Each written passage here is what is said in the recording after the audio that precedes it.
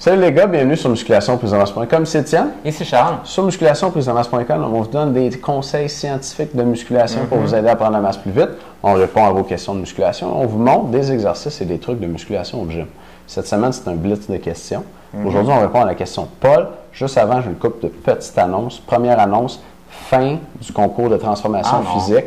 La gang qui nous avait envoyé vos photos pas de chandail, il y a 8 semaines déjà. Envoyez-nous vos photos pas de chandail, le après, maintenant, cette semaine. Vous avez jusqu'à la fin de la semaine pour le faire. Et vous nous donnez aussi votre poids le jour de la photo. Donc, pesez-vous le jour de votre photo. Envoyez-nous ça, puis on va vous dire comment faire pour avoir votre 100$. Sondage sur les suppléments. En dessous du vidéo, vous avez un sondage. Cochez tous les suppléments que vous prenez régulièrement. OK? Donc, on est curieux de savoir qu'est-ce qui se prend le plus comme supplément pour mieux répondre à vos questions, mieux vous servir. Les plans alimentaires sont en spécial à 50% de rabais cette semaine. L'information est aussi en dessous du vidéo. Un plan alimentaire personnalisé qui vous donne juste la bonne quantité de calories basée sur votre taille, votre âge, votre sexe, ce que vous faites comme travail dans la vie et combien de fois vous entraînez par semaine. Et ces plans alimentaires-là vont permettre de manger la bonne quantité de calories pour prendre de la masse sans prendre de gras avec, ou pour maigrir sans perdre de masse. Allez voir les informations là-dessus en dessous de vidéo. Et finalement, cette semaine, il y a une formation. Il reste 2 représentations, une demain soir et une samedi matin. Donc, c'est jeudi 8h et samedi matin 11h. Et la formation, la collation pour prendre la masse. La collation pour prendre la masse. Charles, parle-nous-en donc, tu fais bien ça. Non, j'avais le goût de dire une connerie, mais je vais en parler quand même. OK, donc, la meilleure collation, Étienne, si on peut dire, sur finalement comment prendre la masse. Mais ce qui se passe, c'est que durant une journée, habituellement, on mange environ 3 repas. OK? Et souvent, on se fait dire, bien, les bodybuilders, eux autres, mangent 6-7 repas par jour. Donc, il y a un petit manque à gagner. Puis, qu'est-ce qui arrive? C'est qu'eux autres, ils mangent plus de calories que vous autres. Puis, ils réussissent à prendre de la masse musculaire. Puis, vous restez toujours au même poids. Donc, si vous voulez être en mesure de rajouter le nombre de calories nécessaires et rajouter également le nombre de protéines, parce qu'on manque de protéines lorsqu'on s'entraîne comme il faut en musculation, il faut quand même une bonne quantité de protéines. Bien, il y a plusieurs trucs. Soit qu'on mange un repas supplémentaire, puis on fixe bien ça, puis le plan alimentaire va vous dire exactement quoi faire.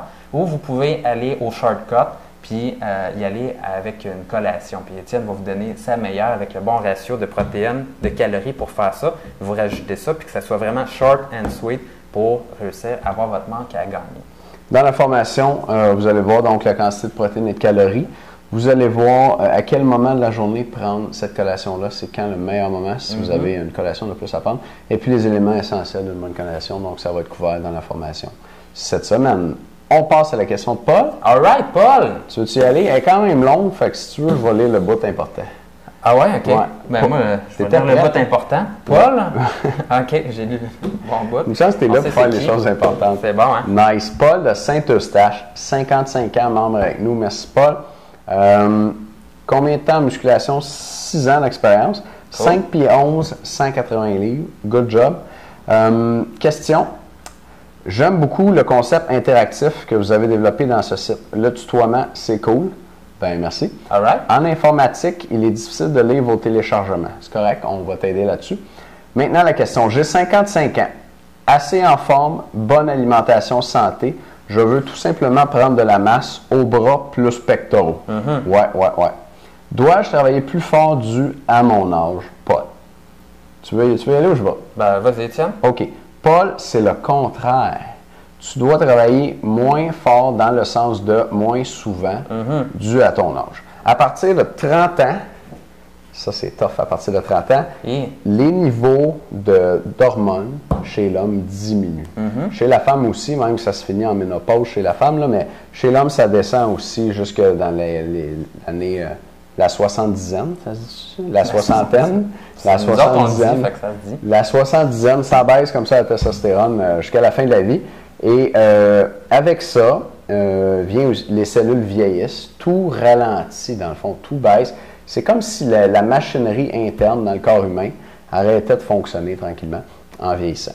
Donc, tout ça, le corps ralentit en vieillissant. On le voit, là, les personnes âgées, tu sais, qui parlent fort, mais quand tu leur dis quelque chose, il y a des fois un petit délai avant qu'ils te répondent, tu sais. C'est parce que ça prend plus de temps pour vrai, là, avant que ça se rende, puis que l'information processe. C'est la même chose pour la récupération physique. Oh yes! Oh yes! C'est la même chose pour la récupération physique. une personne, à partir de l'âge de 30 ans, vous devriez diminuer votre fréquence d'entraînement. Là, je ne dis pas qu'à 30 ans, tu t'entraînes une fois par semaine, là, mais spécialement pour les gens au-dessus de 50, c'est ton cas, Paul. Moi, pour les débutants, je recommande 3 entraînements semaine. Pour une personne de 50 ans et plus, je recommande 2 entraînements par semaine. Il y en a même dans certains cas où je vais recommander 3 entraînements aux 2 semaines. Fait que là, on se parle d'un entraînement et demi par semaine. Donc, est-ce que tu dois t'entraîner plus fort dû à ton âge? Non, tu dois t'entraîner moins souvent. Par contre, tes entraînements doivent être toujours aussi intenses. Ça, c'est sûr.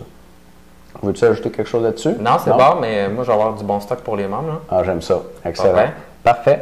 Ben, écoute, on va s'en tenir, là, Paul. T'entraîner plus fort? Non, tu t'entraînes un peu moins souvent, mais tes entraînements doivent être tout aussi durs, par exemple. Tu dois te pousser fort les jours où tu t'entraînes. Bon point. Tu te pousses fort les jours où tu t'entraînes, mais tu t'entraînes moins souvent que les petits jeunes. Cool. Merci pour ta question, Paul. Très content que tu sois membre avec nous. Puis, on va te donner un coup de pouce pour les téléchargements. Juste avant, je vais plugger ce que je vais dire pour les membres. Vas-y. Fait que, regardez bien ça, je vais vous donner un petit peu la recette pour savoir là, combien de séries vous devez faire par séance pour savoir finalement là, par rapport à votre type de personne ou votre âge, savoir qu'est-ce qui serait idéal pour vous. Et je vais vous donner un petit secret également là, pour comment récupérer des fois, faire des semaines de récupération. Fait que je vous dis ça après la pause. J'ai hâte d'entendre ça. Hein? Yes, sir. Pas pire, ça. OK. Merci, les gars. À tout de suite, les membres. Salut.